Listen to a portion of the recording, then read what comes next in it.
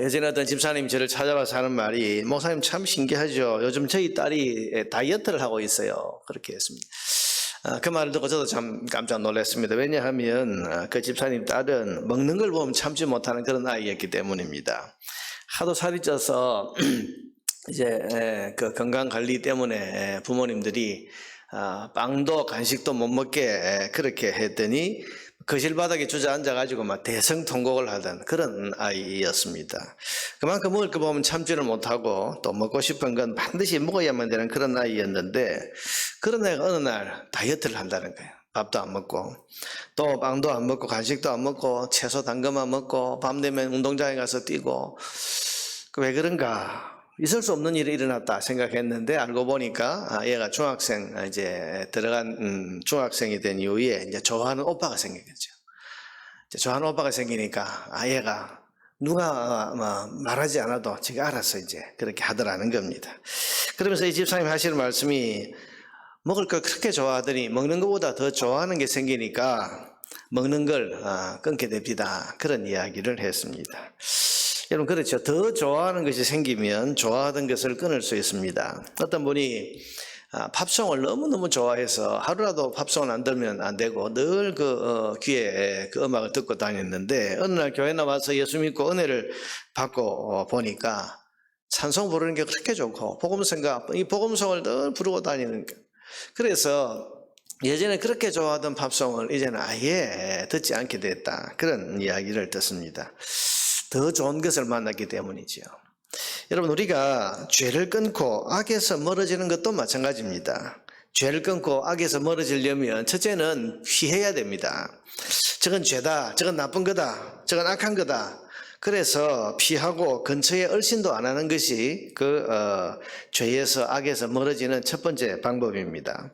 여러분, 어제 우리가 이 5장 앞부분에서 음란의 죄에 빠지지 않아야 된다, 이 말씀을 성경이 하시면서 하시는 말씀이 뭡니까? 8절에 보면 피해라, 음녀를 멀리해라, 그 집 문 근처에도 가까이 하지 마라. 8절에 내 길을 그에게서 멀리하라, 그의 집 문에도 가까이 가지 말라.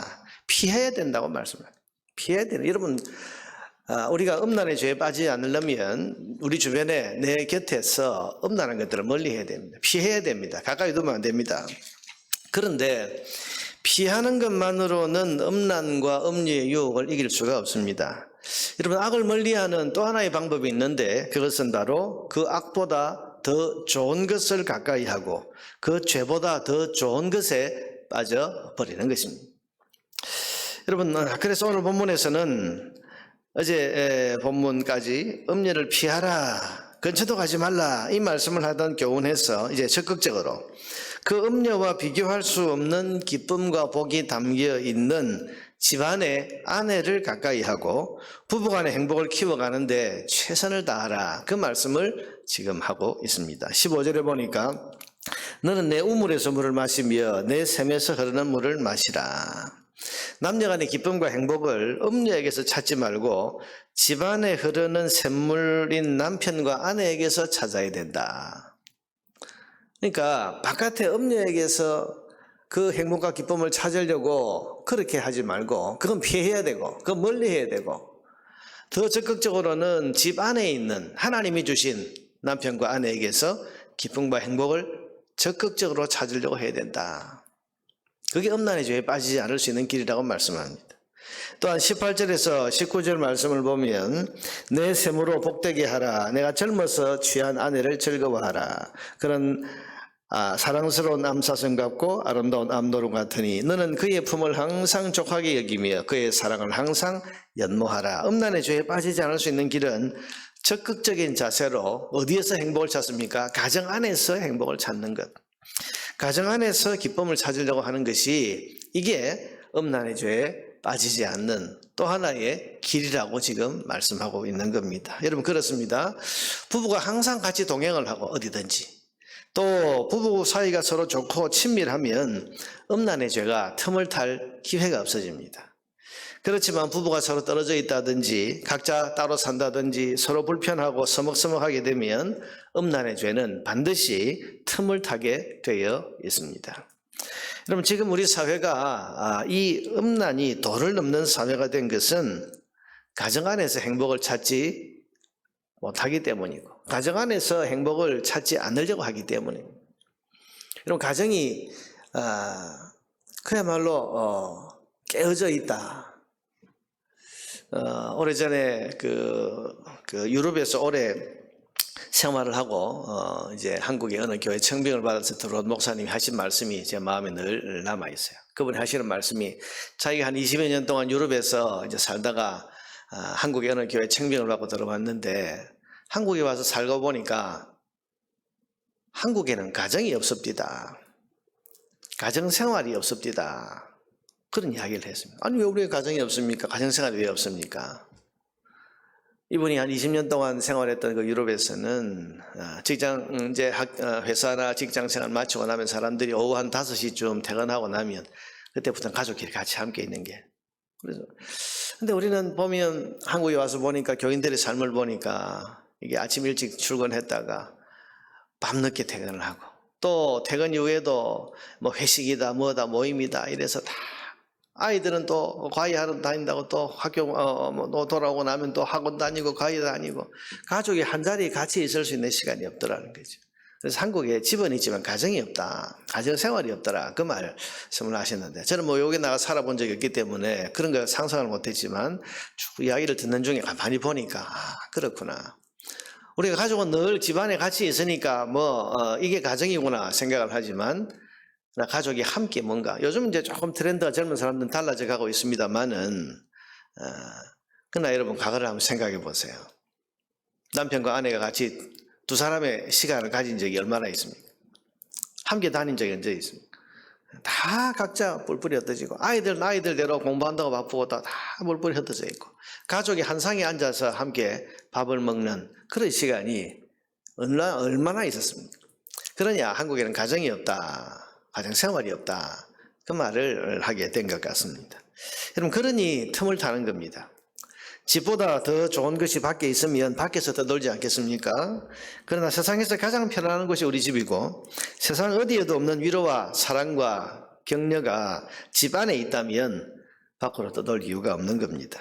오늘 성경은 행복을 밖에서 찾지 말고 하나님이 짝지어 주신 부부 안에서 찾으라고 말씀하시고 기쁨과 사랑을 바깥에서 찾아 헤매지 말고 하나님이 복 주시려고 창조하신 가정 안에서 찾을 것을 말씀하고 있습니다. 여러분 그렇습니다. 가정은 하나님이 직접 만드신 거룩한 기관입니다. 하나님이 직접 만드신 기관이 두 가지에 있지 않습니까? 하나는 가정이고 하나는 교회입니다. 하나님이 직접 설계하신 것이 가정이란 말입니다. 한 남자와 한 여자가 서로 부부가 되고 거기서 아이들이 태어나고 그래서 그 가정에서 아이들이 양육을 받고 그 가정에서 그야말로 아담이 말했던 것처럼 이는 내 몸 중에 내 몸, 내 뼈 중에 뼈고 내 살 중에 살이다. 아내를 향해서 그렇게 말했던 것처럼 그야말로 한 몸임을 느낄 수 있었던 그래서 가정이라는 것을 하나님 창조하셔서 그 가정을 통해서 하나님이 복을 주시고 그 가정을 통해서 인생 최고의 기쁨과 보람을 누리게 하신 것이 하나님이 설계하신 가정인데 그 가정생활을 우리가 제대로 하고 가정이 바로 서기만 하면 세상 어디에도 없는 행복과 기쁨을 우리는 공급받을 수 있는 겁니다. 하나님 그렇게 만들어 놓으셨습니다. 그런데 그 하나님이 복 주시려고 만들어 놓으신 그 가정을 소홀히 하고 그 가정에 가족들이 서로 남편과 아내가 부모와 자식이 서로 뿔뿔이 흩어져 있고 서로를 돌아보지 않고 함께하는 시간이 없고 서로를 돌아보지 않고 그렇다면 여러분 하나님이 설계하신 그 가정 최고의 행복을 주신 그 가정 안에서의 행복을 어떻게 찾아 누릴 수가 있겠습니까? 그러니 마음이 허전하니 틈이 생기는 겁니다. 그러므로 지혜 있는 사람은 가정을 소중히 여기는 사람입니다. 행복과 기쁨을 부부 생활과 가정 안에서부터 찾아가는 사람이 지혜로운 사람입니다. 여러분 피하는 것만으로는 죄의 유혹을 이길 수 없습니다. 더 좋은 것을 맛봐야 됩니다. 그러기 위해서 먼저 부부 관계를 더 친밀하게 하기 위해서 노력해야 됩니다. 더 좋은 보물을 찾는 심정으로 남편은 아내에게 아내는 남편에게 마음을 쏟고 정성을 쏟아야 됩니다. 여러분, 가정에 행복이 있는 사람에게는 음란과 죄가 틈탈 수 없다는 사실을 기억하십시오. 또한 가정을 만드신 하나님께서는 친밀한 부부 관계 안에 세상에 없는 값진 보물을 숨겨 놓으셨다, 담아 놓으셨다는 사실도 우리는 기억해야 됩니다. 21절부터 여러분 23절 말씀을 보세요. 하나님이 그렇게 하셨다. 대저 사람의 길은 여호와의 눈앞에 있나니, 하나님께서 그 모든 걸 주관하고 계시지 않습니까?